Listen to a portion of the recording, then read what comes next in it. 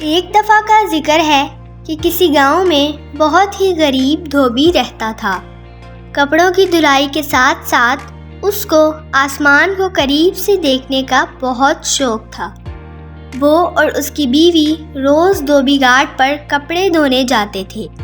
ایک روز جب اس کی بیوی کپڑوں کو سکھا رہی تھی، اس کی نظر آسمان پر پڑی اور کیا دیکھتی ہے کہ آسمان سے ایک ہاتھی اڑتا ہوا زمین پر اتر رہا ہے، اور جیسے ہی وہ زمین پر اترا تو وہ غائب ہو گیا۔ 2-3 روز تک وہ یوں ہی ہاتھی کو زمین پر اترتا دیکھتی رہی۔ ایک رات اس نے یہ سارا ماجرا دھوبی کو بتایا۔ دھوبی پہلے تو بہت حیران ہوا، مگر پھر فیصلہ کیا کہ کل وہ اس ہاتھی پر نظر رکھیں گے کہ آیا یہ ہاتھی زمین پر کیوں اترتا ہے اور پھر غائب ہو جاتا ہے۔ آخر ایسا کیا ہے؟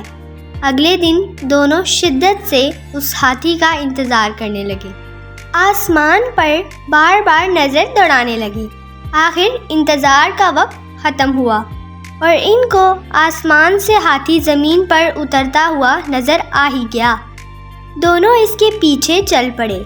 ہاتھی گنے کے کھیتوں میں گھس گیا اور خوب پیٹ بھر کر کھانے لگا۔ ہاتھی کا پیٹ بھرا اور وہ اڑنے کی تیاری کرنے لگا۔ جیسے ہی اس نے اڑان بھری، دونوں میاں بیوی نے بھی ہاتھی کی دم پکڑ لی اور ہاتھی کے ساتھ اڑنے لگے۔ ہاتھی آسمان کی بلندیوں کو پہنچا تو دھوبی کیا دیکھتا ہے کہ ایک پہاڑ ہیرے اور سونے کے جواہرات سے چمک رہا ہے۔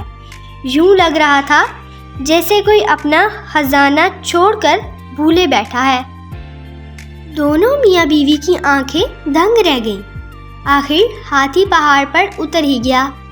دونوں میاں بیوی بھاگ کر سونے پر ٹوٹ پڑے اور زیادہ سے زیادہ سونا اکٹھا کرنے کی کوشش کرنے لگے۔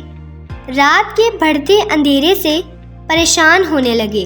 اچانک ان کو خیال آیا کہ صبح ہوتے ہی وہ ہاتھی کی دم پکڑ کر زمین پر اتر جائیں گے۔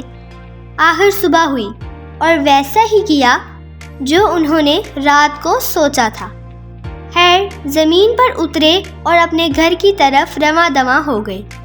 ایک غریب دھوبی جو دن بدن امیر ہوتا جا رہا تھا، اس کو دیکھ کر سارا گاؤں حیران اور پریشان ہو گیا کہ اچانک ایسا کیا ہوا کہ دھوبی اتنا امیر ہو گیا۔ گاؤں کے لوگ دھوبی کے پاس آئے اور اس کے یوں اچانک امیر ہونے کا راز پوچھنے لگے۔ دھوبی ان کو کچھ نہ بتاتا۔ ایک دن دھوبی کسی کام سے شہر سے باہر نکل گیا۔ اس بات کا فائدہ اٹھاتے ہوئے ان کی ہمسائی دھوبن کے پاس آئی اور باتوں ہی باتوں میں خزانے کا راز اگلوا لیا۔ رات کو جب دھوبی واپس آیا، دھوبن نے اسے سارا ماجرا بتایا۔ دھوبی کو اس حرکت پر بہت زیادہ غصہ آیا، مگر اب بات ہاتھ سے نکل چکی تھی۔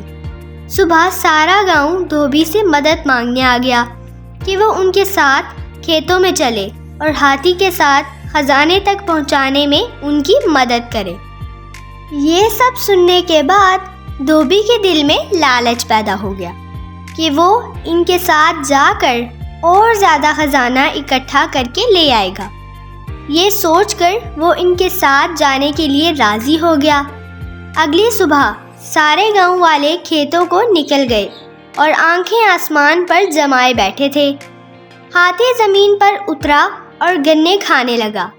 سب گاؤں والے اس طاق میں بیٹھے تھے کہ جیسے ہی ہاتھی گنے کھانے سے فارغ ہوگا، وہ سب اس کی دم پکڑ کر اس خزانے تک پہنچ جائیں گے۔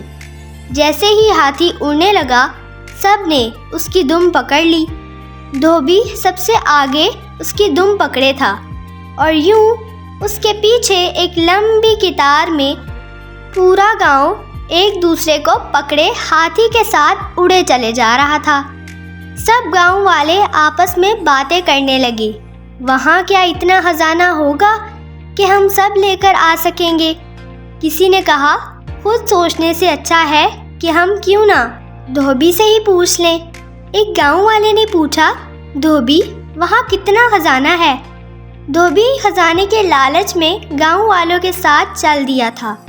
دم کو چھوڑتے ہوئے ہاتھوں کے زاویے سے کہنے لگا اتنا زیادہ۔ یہ کہنے کی دیر تھی کہ سب زمین پر سر کے بل گر پڑے اور ہاتھی مزے سے آسمان میں اپنی اڑان بڑھنے لگا اور گاؤں والوں کو ان کی لالچ کی سزا مل گئی۔ کہانی ختم ہوئی۔ میں امید کرتی ہوں کہ آپ کو یہ کہانی پسند آئی ہوگی۔ اگر آپ کو یہ کہانی پسند آئی ہے تو میری ویڈیو کو لائک کیجئے اور میرے چینل کو سبسکرائب کیجئے۔ اللہ پاک آپ کے لیے آسانیاں پیدا کرے اور ہمارے لیے بھی۔ اللہ حافظ۔